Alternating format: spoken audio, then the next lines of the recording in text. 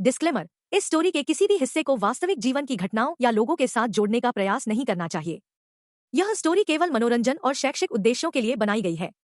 Chapter 1, एक deal प्यार के खिलाफ। तुम्हारे पास सिर्फ 48 घंटे हैं।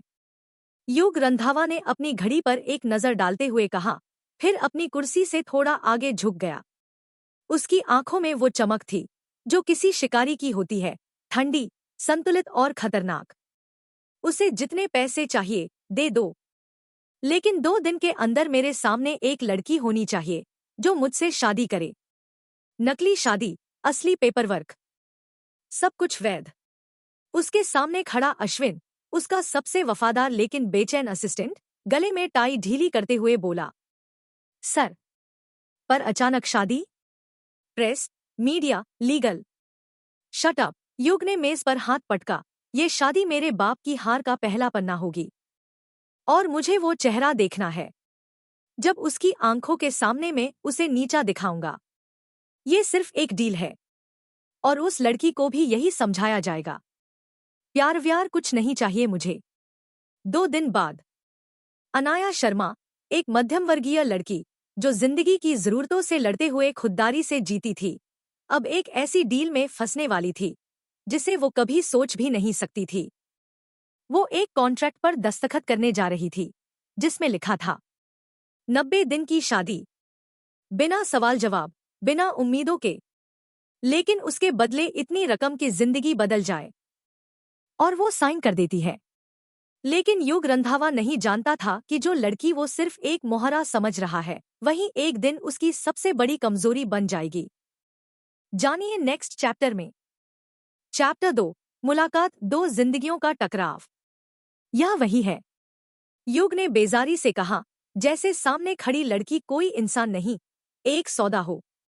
जी, अनाया शर्मा, आपकी सभी शर्तें उसे समझा दी गई हैं। अश्विन ने धीरे से कहा, फिर पीछे हट गया, जैसे हवा में तनाव को महसूस कर रहा हो। अनाया, हल्के नीले रंग के सलवार कुर्ते में, सीधे और सादे बालों के साथ, बेहद शांत चेहरा लिए सामने खड़ी थी। उसकी आंखों में डर नहीं था, हाँ, सवाल जरूर थे। बैठो, युग ने बिना मुस्कराए कहा, खुद भी अपनी बड़ी सी ऑफिस चेयर पर बैठ गया जो उसके स्टेटस का बयान देती थी। अनाया चुपचाप सामने वाली कुर्सी पर बैठ गई। नाम? अनाया शर्मा। उम्र? 23 साल। और तुम्हें इस डील की सारी शर्तें पता है? जी। कोई इमोशनल ड्रामा नहीं चाहिए मुझे। ये सिर्फ एक कॉन्ट्रैक्ट है, समझी? अनाया ने सीधी नजर से उसकी आंखों में देखा और कहा, मुझे भी इमोशनल ड्रामा पसंद नहीं। बस एक बात पूछनी है, क्या मैं इस शादी के दौरान इंसान रहूंगी या सिर्फ तुम्हारी ट्रॉफी? कमरे की हवा एक पल को रुक गई। युग कुछ पल के लिए खामोश रहा, फिर हल्की हंसी के साथ बोला, तुम समझदार हो, लेकिन ये मत भूलो कि ये तुम्हारी जरूरत है, मेरी नहीं। इस डील में पावर बैलेंस एकतरफा है, मिस शर्मा। और ये मत भूलिए कि पैसों के लिए कोई लड़की खुद को बेच दे, ये जरूरी नहीं। जरूरत और मजबूरी के बीच भी इंसानियत होती है, मिस्टर रंधावा। पहली बार युग के चेहरे पर थोड़ी हैरानी उभरी। उसने सोचा था ये भी बाकी सबकी तरह होगी, लेकिन ये लड़की सवाल करती है, झुकती नहीं। तुम्हारा कॉन्ट्रैक्ट तैयार है, साइन करो और 3 दिन बाद शादी होगी। प्रेस को ये बात 2 हफ्तों तक पता नहीं चलनी चाहिए। ठीक है, अनाया ने शांत आवाज में कहा और कॉन्ट्रैक्ट पढ़कर साइन कर दिया। जब वो बाहर निकली, युग ने कांच की दीवार से झांकते हुए उसे जाते हुए देखा। अश्विन ने धीरे से पूछा, सर, क्या ये लड़की ठीक है आपके प्लान के लिए? युग ने धीमे स्वर में कहा, प्लान बदल सकते हैं अश्विन, लेकिन जीत नहीं। और उस जीत की पहली सीढ़ी यही लड़की बनेगी। पर वो नहीं जानता था, जिसे वो एक डील समझ रहा था, वो उसकी किस्मत की सबसे बड़ी उलझन बनने वाली थी। जानिए नेक्स्ट चैप्टर में। चैप्टर 3, साजिश की शादी। कल की सुबह से सब कुछ बदल जाएगा। अनाया ने आईने में खुद को देखा और धीमे से कहा। उसके बाल खुले थे, चेहरा हल्का थका हुआ, लेकिन आंखों में वही चमक थी जो बता रही थी कि वो टूटी नहीं है। ये शादी एक सौदा है, लेकिन वो सिर्फ कीमत लेकर खुद को खो नहीं देगी। कमरे के कोने में रखी लाल जोड़ी जो उसे शादी के लिए भेजी गई थी, उसे देखकर उसे एक कसक सी हुई। ये शादी उसके सपनों जैसी नहीं थी, लेकिन जिंदगी के लिए थी। दूसरी ओर युग अपने पेंटहाउस में खड़ा शराब का गिलास लिए शहर की रोशनी को देख रहा था। कल की शादी सिर्फ दिखावा है, पर उसके पीछे की कहानी असली है। उसने खुद से कहा। उसके दिमाग में अब भी अपने पिता का चेहरा था, घमंडी, नियंत्रक, आदेश देने वाला। जब वो देखेगा कि मैं बिना बताए शादी कर चुका हूं, और किसी ऐसी लड़की से जिसे वो जानता भी नहीं, तब उसकी दुनिया हिल जाएगी। अश्विन अंदर आया। सर, मीडिया को शादी की कोई भनक नहीं है। सारी तैयारियां प्राइवेट हैं। अच्छा, युग ने हल्के स्वर में कहा। कल सुबह सब ठीक होना चाहिए। लड़की आए, शादी हो, और फिर दोनों अपने अपने रूटीन में वापस। No emotions, no distraction. लेकिन सर, अश्विन थोड़ा रुका, क्या आपने कभी सोचा है, अगर ये नकली रिश्ता किसी असली एहसास में बदल गया तो? युग की आंखें पिघलती बर्फ सी हो गईं। मुझे झूठ में जीना आता है, अश्विन, और मैं किसी झूठ को सच नहीं बनने दूंगा। अगली सुबह शादी का वेन्यू एक प्राइवेट फार्म हाउस था। रौनक कम, साजिश ज्यादा। दूल्हा और दुल्हन दोनों खामोश थे, जैसे दो अजनबी एक ही मंजिल की ओर अनजाने कदम बढ़ा रहे हों। अनाया लाल जोड़े में बेहद खूबसूरत लग रही थी, लेकिन उसकी आंखों में कोई सपना नहीं था, सिर्फ होश था। पंडित मंत्र पढ़ रहा था, लेकिन हर मंत्र के साथ दोनों के दिलों में आवाज गूंज रही थी। ये रिश्ता सिर्फ कागजों का है, वरमाला, पंडित ने कहा। युग ने उसकी आंखों में देखा, एक पल को रुका। क्या था वहां? डर, गुस्सा, या कोई अनकही चुनौती? अनाया ने भी उसकी आंखों में झांका, जैसे कह रही हो, मैं तुम्हारा खेल समझती हूं, लेकिन बिछाई गई बिसात पर मैं प्यादा नहीं, रानी बनूंगी। वरमाला डाल दी गई, मांग भर दी गई। 7 फेरे, 7 वादे, 7 झूठ। अब से आप पति पत्नी हुए, पंडित बोला। भीड़ में कोई तालियां नहीं थी, कोई आशीर्वाद नहीं, सिर्फ एक मौन था जो कह रहा था, अब ये खेल शुरू हुआ है। जानिए नेक्स्ट चैप्टर में। चैप्टर 4, पहली रात। दीवारों के पीछे शादी खत्म हो चुकी थी। वरमाला, फेरे, कागजात सब पूरे हो चुके थे। अब रह गया था बस एक हिस्सा, एक छत के नीचे पहली रात। रंधावा मेंशन, शहर की सबसे आलीशान हवेली, जहां हर कोना खामोश था, जैसे वहां कुछ छुपा हो। अनाया को एक कमरे में लाया गया, जो शानदार था, पर उसमें वो गर्माहट नहीं थी जो किसी नवविवाहित दुल्हन को मिलती है। बिस्तर सजा था, लेकिन दिल वीरान। कुछ देर बाद दरवाजा खुला। युग अंदर आया। ब्लैक शर्ट की बटनें आधी खुली थी, और चेहरे पर वही बेपरवाह ठंडापन था। रिलैक्स, उसने कहा, दरवाजा बंद करते हुए।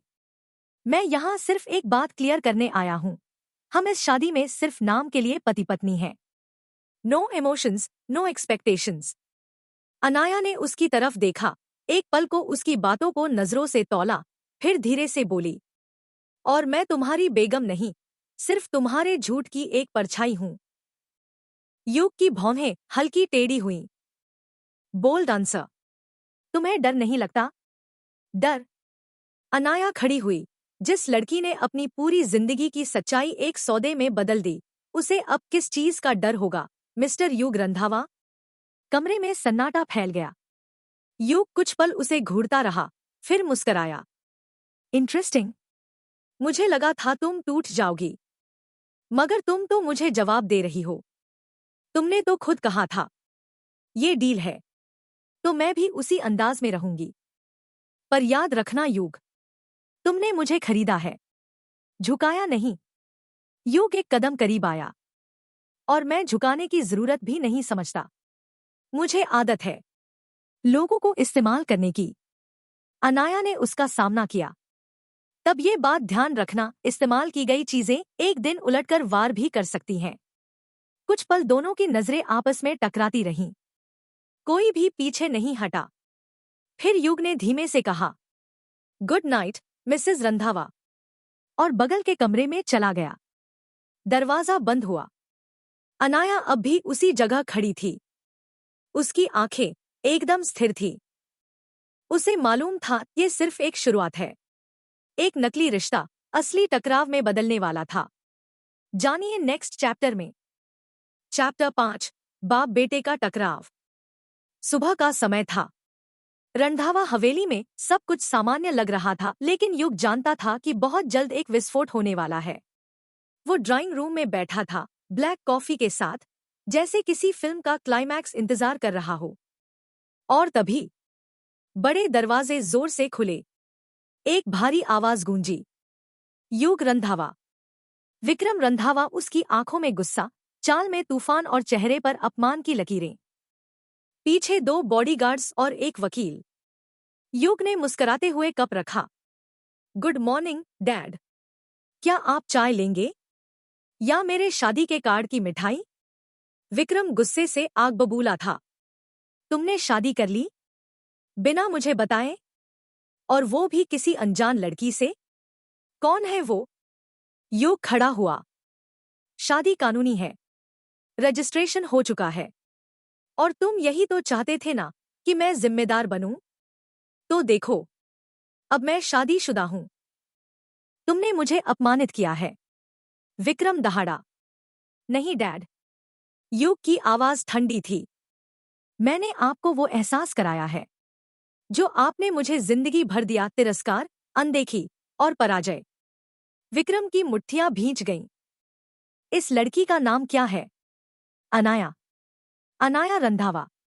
युग ने नाम चबाकर कहा। वो कहाँ है? वो अभी तुम्हारे सामने नहीं आएगी। तुम्हें उसके लिए कोई हक नहीं है। दूसरी ओर अनाया ऊपर से ये सब सुन रही थी।